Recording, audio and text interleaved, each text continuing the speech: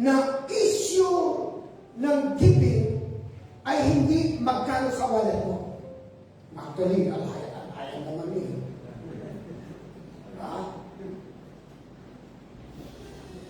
Okay? Kung hindi, kundi kung sino ang nag-ahari sa puso mo. Amen. Yung nag-ahari sa puso mo. Sino yung nag-ahari sa puso mo? Church, listen. Kaya po makabay niyo. Just in case, yung mamayari, pero isi-respect mo. Hindi kailangan ng Diyos ang pera mo. Hindi kailangan ng Diyos ang ating pera. Amen?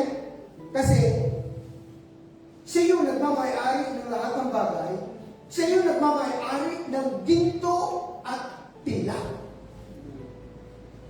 So, ang hinahanap ng Diyos ay isang pusong nagtitiwala.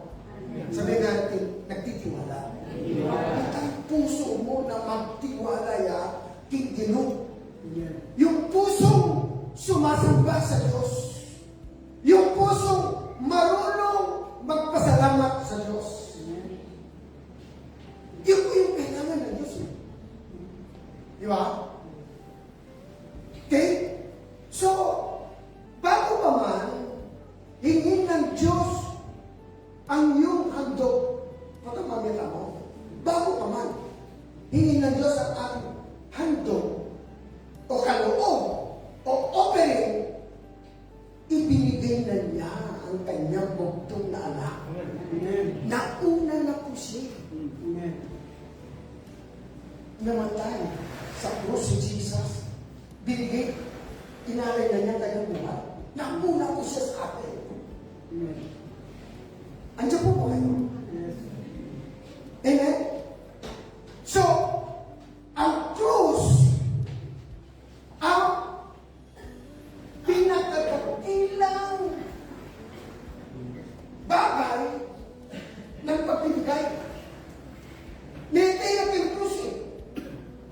Ibinigay niya ang kanyang sarili sa krus ng Kalbaryo. Siya namatay para sa iyo at para sa akin. Ibinigay niya eh. Nauna po siya. Ito yung pinakadakilang larawan ng pagbibigay.